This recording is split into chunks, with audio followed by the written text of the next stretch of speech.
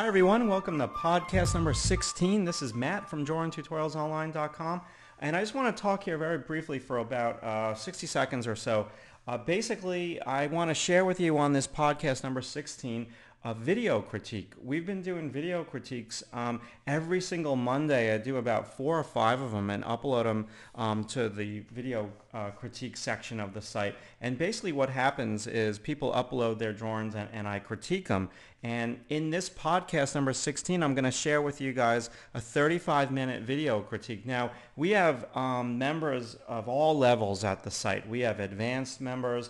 We have people getting back into drawing after taking time off for like 20 years, and then they just kind of start back up. So we have a wide variety of levels here on the site. So a lot of people have been asking me, Matt, where have you been? I haven't seen a podcast in a while. And basically what I've been doing is I've been working on a sister site to drawingtutorialsonline.com. I've been working on this new site, Painting Tutorials. It's just a natural kind of progression that you go from drawing, and most people want to get into color. And I finally put 2 and 2 together. I'm like, Matt, you've been an illustrator your whole life, and you've been painting your whole life. Why not share all that color information and painting information? So I finally put together this painting site, and we have members, and I basically have opened it just to members of Drawing Tutorials Online. But I'm going to open it up to the general public on December 1st, 2010, in about a week and a half. So I just want to give you a heads up. Right now, members of drawingtutorialsonline.com sign up for a discounted rate, but when it goes live, it'll be the regular price. And I just want to share with you guys what I've been doing here. And I've been really busy. I've got a lot of videos, new videos on the painting site, and they're really cool. I've been, like I said, I'm a painter, and I've illustrated books my entire life. And I took a little time off of painting, and I'm back into it right now.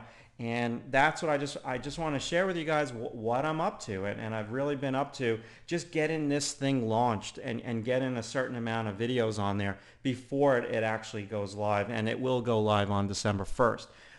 So basically, we also have a video critique on this site as well. So going back to Drawing Tutorials Online, I want to thank you guys for watching the podcast. This one's going to be a long one, so without further ado, let's get into the video critique for November 22nd, Chapter 1. Thanks for watching. Hi everyone, welcome to the November 22nd video critique at drawingtutorialsonline.com. And I did a lot of, I don't know how many of you guys are actually going to listen to what I'm saying right now, but I had 2 photo shoots this past week, and I've got a whole bunch of new photos to go through and edit and get up on the site for online videos that involve gesture drawing, online pose, and then new PDFs. And so I'm really excited. I did 1 costume and 1 nude, so it should be interesting when I upload those. Hopefully there'll be some nice stuff for you guys to draw. So with that said, let's get to where we left off last week, and I believe we left off at this image posted by Cody. We had left off doing a bunch of critiques of Cody's images, and let's just look at the reference here. Now, okay, this type of reference is really hard to draw from, and let's just see what we've got. Let's make this one a little smaller. Yep, and let's put this one right below it.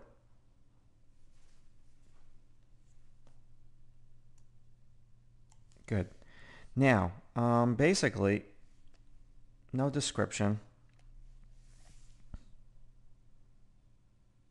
I'm just taking a quick look at this. When I first look at your image, I mean, you're drawing your image much darker than the actual image is showing on the reference, or it looks like a Varga. Yeah, absolutely. So that's my first overall impression, is to go a little bit lighter with certain things, especially her skin tone. I mean, I wouldn't care if you went like a little darker with a fabric, but like when I'm starting to look at let's just keep this red color so you can see what I'm doing here. When I look at, say, this tone on her back near her scapula, this, and then when I look at her spine, and when I look at this dark half tone, the dark half tone is not really bothering me. What is, I think, making your drawing a little harsh is, one moment, this line, this line, this line. Okay, what you need to do on the skin tone of this pinup is just make her a little bit softer on the skin tone. I mean, the way the Varga artist did this is just impeccable. I mean, he's got everything going on, and I don't know exactly how he did these. I'm going to take a wild guess that he did some airbrush stuff. I could be wrong. I don't know for a fact, but it has that airbrush type quality. And yeah, I just feel as though you're being a little harsh with everything. So number one, go a little bit lighter with some of these tonal shifts within the skin tone. Big time. Number two, go a little bit lighter. So it's less contrast and lightness at the same time. And then in terms of her face, I mean, all you've got to do with this pinup's face is to pull this line down. Okay? And then let's pull it down on your drawing. You have it placed okay there. It's the back of the head. So if we pull line straight down, and then we pull line straight down, or at least try to. Yeah, you're not off by much, but you're off. And the other thing that I feel as though you're off on, I got to get a different brush. There we go. I feel as though you're off on also the width of the face. I mean, look at how skinny and tall her face is. Okay, and look at how wide your face is. So if I was to pull a line straight down from her hair, okay, you have it. He has pull line straight down from her hair. On the inside of her stomach, you have it near her hip. Okay, so that's it in a nutshell. But I do think that you did a pretty good job with this. I can keep nitpicking with you here, Cody, but I think that's a lot. I mean, I think you did a good drawing. I think nitpicking's going to just help you see things in a different way. You know, like even the thickness of her legs is really, you got to make this pinup's legs a little bit thicker, especially here at the quads. Big time. And everything on this pinup needs to be a little bit more thicker. It's just, I'm not a pinup expert, but when I think of pinups, I think of like the 50s and the 40s. And so everything's just a little thicker. When I think of like what you would think of a model today, what is represented in movies and on magazines and on TV is just a lot skinnier version of a woman. And whether that's good or bad, it's just the way that it is in the media. So basically, if you're going for a true representation of her, the 40s, 50s pinup, then you just got to be a little bit thicker with everything. Okay, I hope that I helped you a little bit. I think that you did a great job, and keep posting your work because I really, really dig it. And this is Robert's piece. Let's bring this into Photoshop. Having trouble keeping the chalk crayon sharp? Yeah.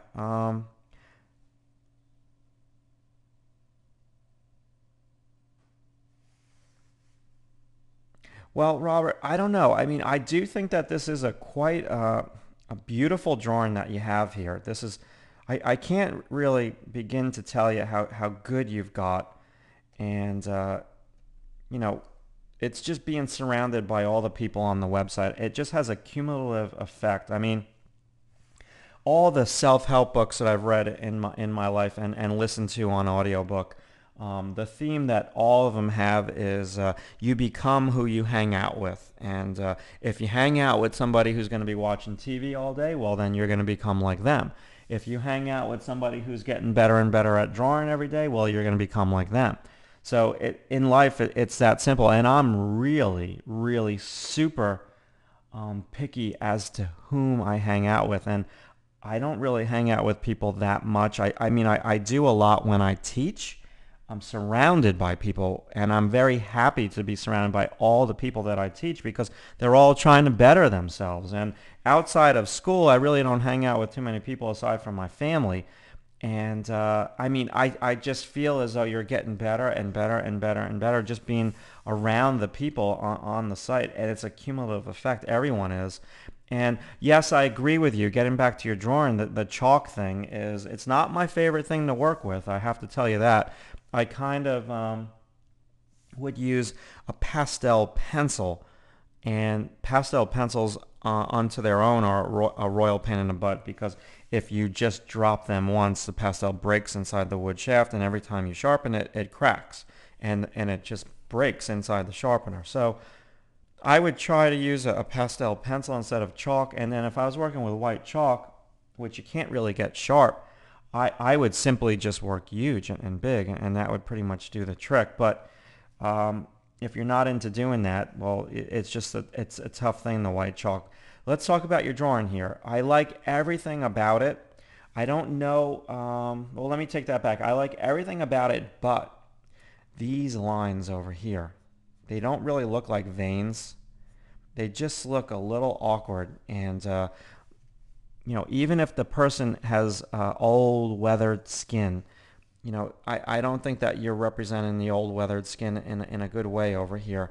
So I would just kind of go back and take a look again at what exactly that is over there, and just try to refine it a touch more. And then the other thing that I would, because this is fine over here, Robert. What you're doing here is great. What you're doing here is great. All these I can believe. This is a little unbelievable to me. Like, is it a vein? If it's a vein, you just want to go back and revisit that, or is it wrinkles? Okay, and if it's wrinkles, I don't know if it would just be like these short little ones here that are going in all different directions. I'm bending my wrist right now, and I'm looking at all the folds, and a lot of the folds would kind of go a little bit more S-curvy in that manner. Okay, now the other thing that is up for interpretation here is, these fingers, I feel as though they need that connector. Okay, so we've got this connector over here, and I'm not saying you got to do such a primitive line as what I did, but let me try this again. I don't like what I did.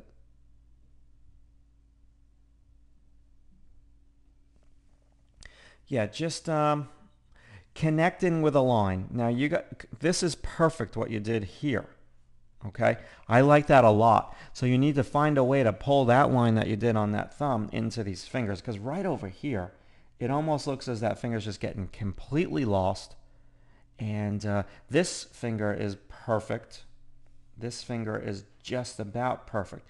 What is not necessarily perfect about it is just it's getting too lost over there. I understand that you want to lose an edge to relax your drawing, and you are doing that, but I'd lose the edge on the top plane. I lose the edge like you're doing here. That's perfect. But on the shadow side, I wouldn't lose the edge. Okay, that is where I'd have a connector. Okay. I'm just trying to think of what. A couple of these fingers look a tad awkward. If I'm going to really nitpick with you, Robert. Oh, my mouse is not moving. What's going on? There we go. Let me nitpick with you a little bit more, Robert. Basically, this looks as though this finger is swollen. So you just need to go back and revisit the contour. Maybe lift this part up. I hope you see what I'm talking about. This one right here. Okay. So I would maybe take a look once more at that. Good job. Love the atmosphere. Love the overall feel and the sharpness of that sharpener. I think that you did a great job. Let's keep going. Okay, Katybug, this was done from my portfolio. I think I kept thinking the values were too similar in this one. It was done in loose vine.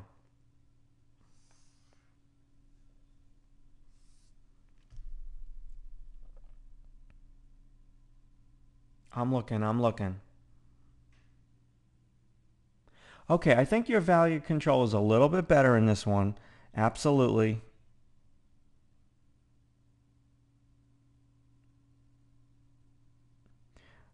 I'm just gonna, this is tough. This is really tough for me right now.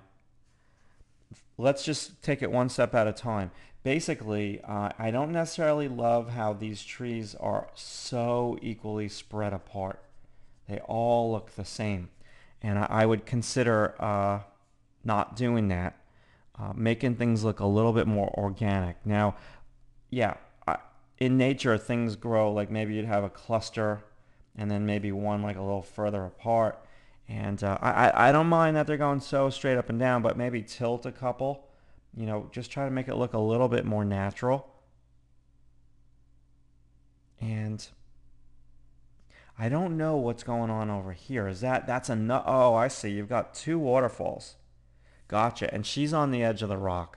Okay, it took me a while to figure out what was going on. So this is very hard for me to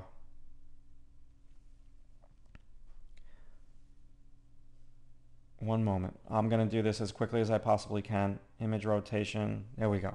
Now, basically, what we've got here is this waterfall. So I think in terms of the drawing of it, I just really treat this thing as more of like a box done in perspective. Okay, so we have the water is coming down, and then we go level, and then we come down again, right? So if we look at that image, this almost looks like the image, the water is going flat over there. And so just dealing with a little bit of diverse perspective. And then we have this ground. I would just,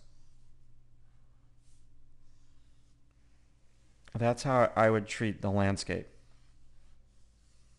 Now let's put a little tone to it, and I got to get rid of this ridiculous brush.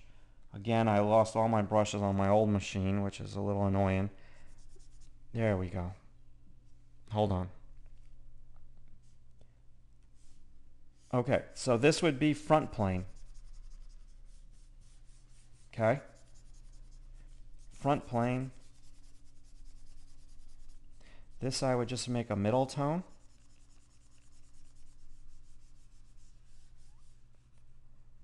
I'd make all this grounds here middle tone.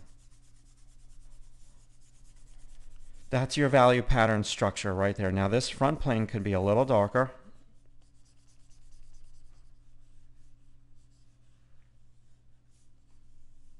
Okay, so that's how I would deal with the atmosphere. And then down here we can just have some. And then you have her right on the edge of the ground, right?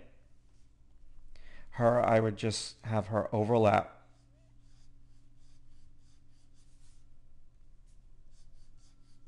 That's her right there. So that's a bit of a better composition in terms of understanding the perspective involved. And this is where I would have my trees. So you'd cluster them, and maybe they'd come in on the rock and maybe have a couple. So you deal with like a little line over there, and then you can even have some bigger trees right over here for overlap. And you can make her a little bigger, right? I think that would be fine, if we were to make her taller and bigger in the scene, because she's getting a little lost right now. And yeah, so maybe she'd be much bigger, and then she would pop a tad more. Okay, this actually now, I would just frame this whole section with like some foliage that would be on a foreground, protruding like rock. So this would even be like a higher elevation. Okay. All right. Very cool. Very cool. Let's keep going here with this critique. Well, Katie Bug, I hope that I taught you something. Basically, I just feel as though this image is, the perspective is off. Your values have gotten so much better because when I squint at it, you're in much more control of your value patterns. In this particular image, it's not so much the value patterns, it's a little bit more the landscape, and is it a believable landscape? And I was having a hard time even figuring out what was going on. So I just want you to make sure that when you work from these images that you have some form of photo reference, because drawing out of your imagination is tough. Drawing a scene out of your imagination is even tougher. I mean, I have all these animation students, and they're obsessed with doing everything out of their imagination. And it just takes so much time. And I applaud them, but there comes a point in time where everything you do is under the pressure of a deadline. You got to have some reference. Having reference is not copying. It's just smart. And then you tweak the reference and you push and you pull the reference to kind of make it your own. You don't copy it exactly. So the next time you do something like this, have reference. And if you want, upload your reference. I think that would be kind of neat. I don't know what I'm doing right now, but we're back. Okay, let's do this one. And let's bring this into Photoshop. Gallery, gallery, gallery.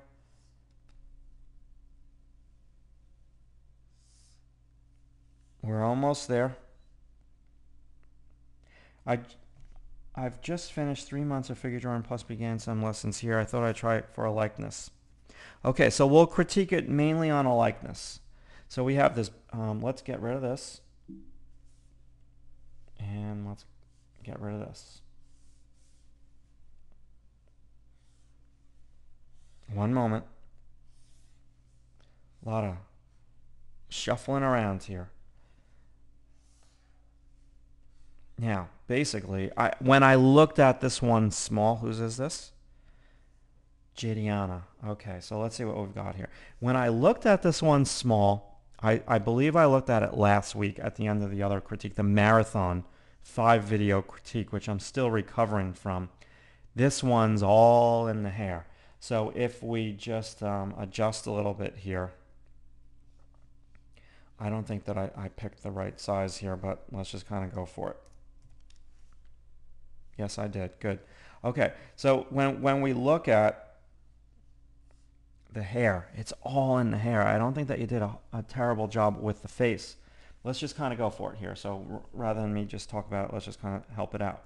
So pretty much what I've got is you have to raise. Look at this. You got to raise the shape of the hair big time. Okay? And you just got to make it darker. So the shape of the hair is crucial in this piece, big time crucial. And you want to get rid of all of your lights on the hair. And I'm just kind of washing it in. All right? Yeah, so that's number one. Number one is you have to make the shape of the hair taller and make the shape of the hair a shape. And if we looked at your piece earlier, there is no shape. It's just a little bit of tone with a little bit of line, and basically you've got more of a flat top. Now, having tall hair is I'm telling you, it's going to make your images a whole lot more prettier.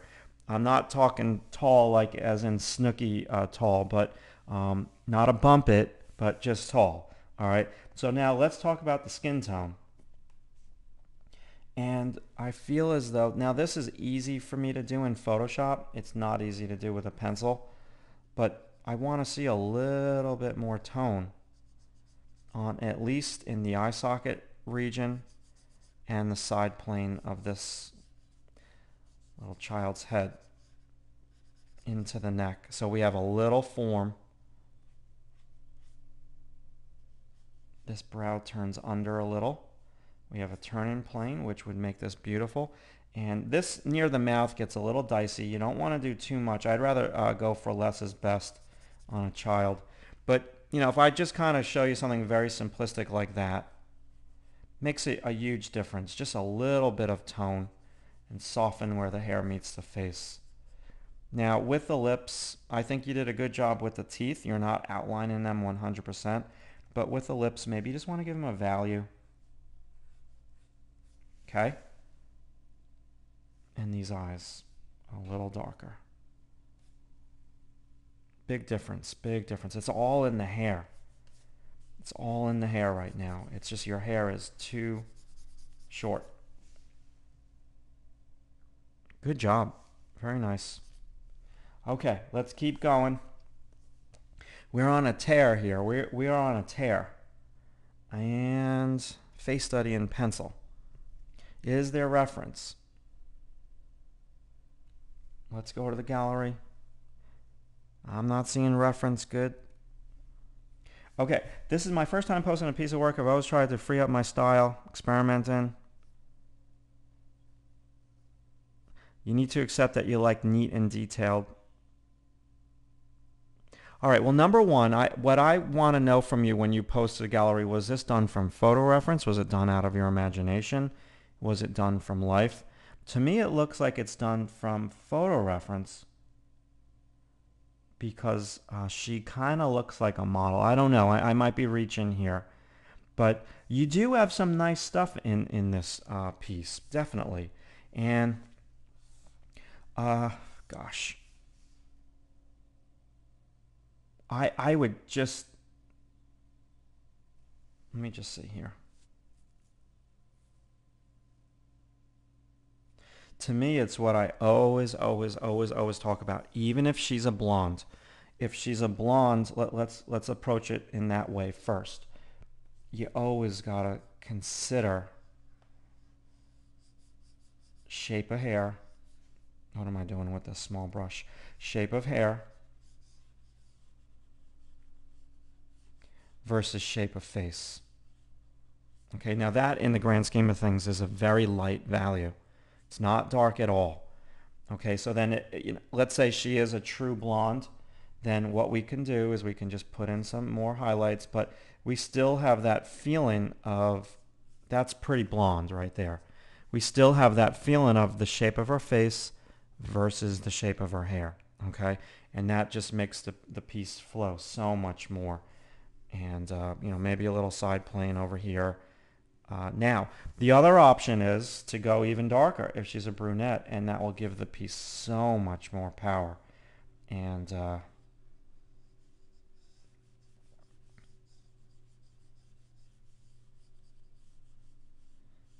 look at that. I mean, shape of hair, shape of face is the way to go. And so now, just a little darker with some interior items, but I kind of like this. Let's just go a little bit with some subtle tone like we did on the previous image. Little eye socket, and that's not subtle, Matt. Let's see, one more time here. One more time. Just some eye socket. Let's give this face some in and out. It's very flat.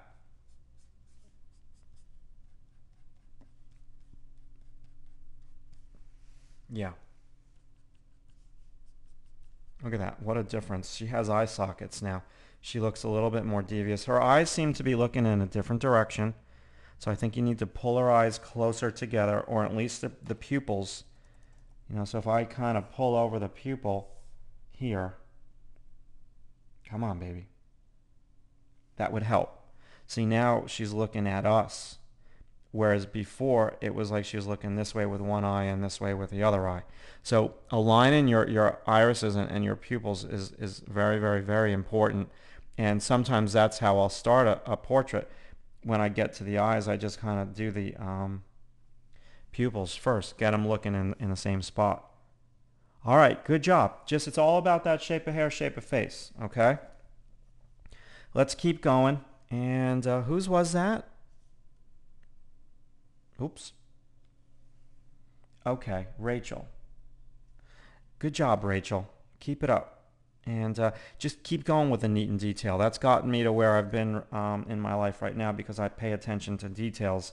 And a lot of people don't pay attention to details. And details they can drive you nuts and they can make you anal, but they're very, very important. Okay, so now, no description, no reference. I think this will be the last video in this critique.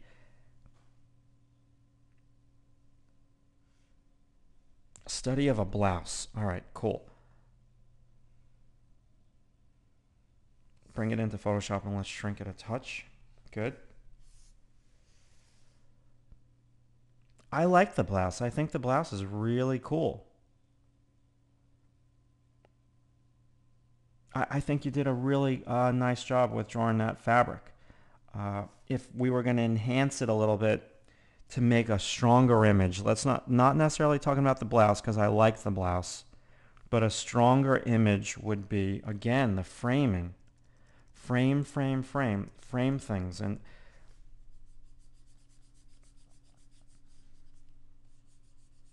So it looks as though she's got this stringy hair you got to watch out for. You really got to put some tone in. Okay, maybe frame the blouse out with some tone over there. 3 value drawing is where it's at. Look at how much more of a powerful image you've got now just by adding a little bit of tone. And now look at how it pops. It just like it jumps right off the page.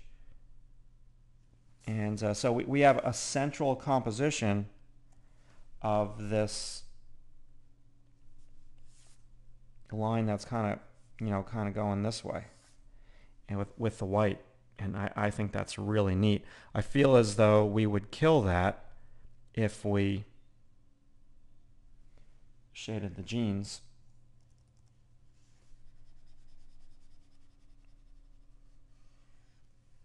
Well, that's not bad actually. Kills it a little, yeah, it kind of cuts the image a little, but I do feel as though you did a great job. Now, with the blouse, a couple of these like little doodads going across, a little lighter than what I'm doing. Yeah, definitely lighter. I mean, I think it would actually, I don't know if you're working on toned paper or what, or this is just the way that you photographed it, but this would be gorgeous with pulling out with your eraser or using white chalk. Just doing it on the top planes. This just adds a whole nother. Again, easy to do in Photoshop. Maybe her chest be a top plane.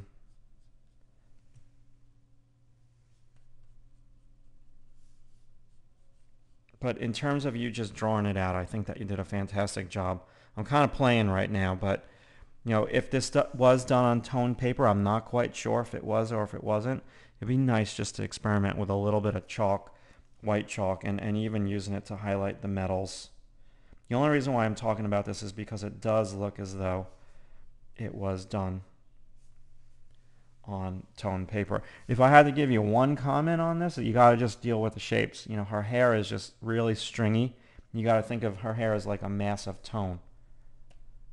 And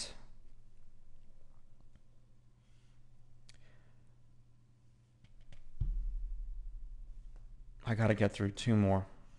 Okay, I used only 4H and 2H pencil on this cast. I couldn't scan it so clearly. Okay, Steve, my first critique with your drawing is that it's really hard to see with the way that it was photographed. And let me just make sure that you didn't upload it again. Where are we?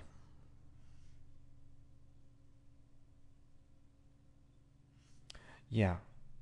It's hard for me to critique. I'm not a big fan of H pencils. Okay, the only H pencil I would use is like an HB.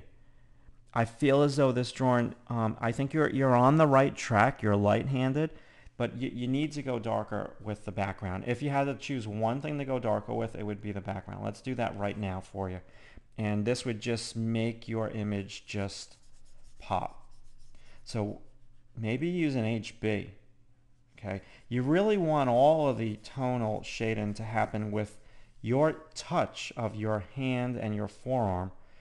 You don't want to rely on the pencils. I'm not saying that you can't have fun and you can't experiment and use a whole bunch of different pencils, but in my experience, it's all about your lover's touch to get the lightness, not the pencil.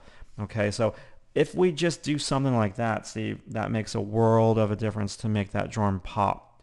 Now, if we go even darker and we set ourselves up to go darker on the actual cast itself.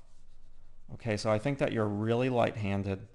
So now if we just kind of come on in here and push, this is acceptable to me in terms of that's an acceptable value for a light object if we're talking about value ratios. Cut the image right there. Put some tone down here. That's better. Lose an edge. Turn in plane. Look at how that just jumps right off the page now. Okay, so you're just going a little light. So that's my constructive criticism. It's hard to critique this image because it's very light. use an HB at least, and try in your next cast drawing, if you attempt another one, to do it with one pencil, okay? And practice with your pencil doing a grayscale. So you go really light. It's easier to do it in pencil than it is digitally, but you just got to practice the grayscale, okay, from light to dark with one graphite hardness. To me, it's all about HB.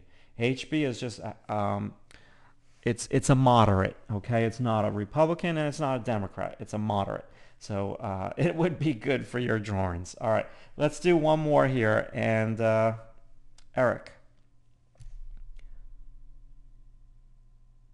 Okay, overall, whose is this? Whose is this? Tiger Bright.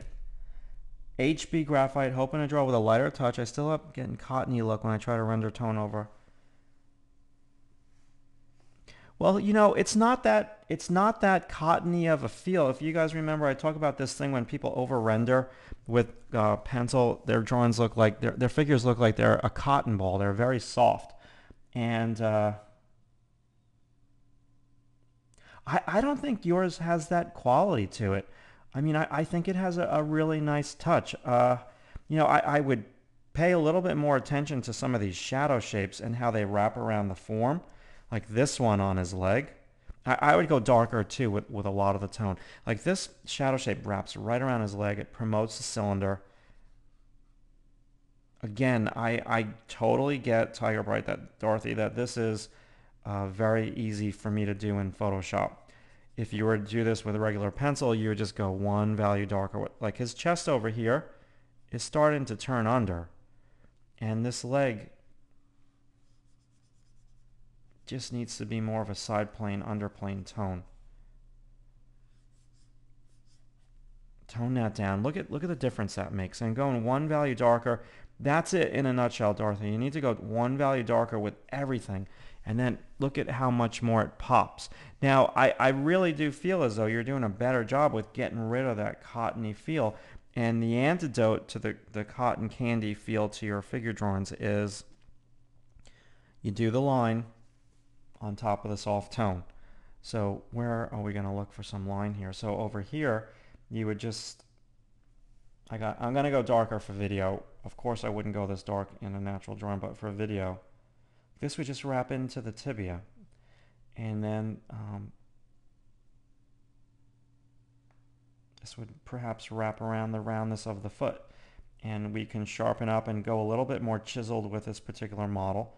So I'm not saying that you're going to outline like what I did right over there, because that's a little primitive, but I think I have to go a little darker just to show you what I'm talking about so you can see it on video. Get a little square. Use some angles, Dorothy, with these. Don't go so round with everything. This knee is very round. You need to use a couple more angles. The nature of the pose, everything, yes, is round, but where you see bone, you got to go a little bit more angular.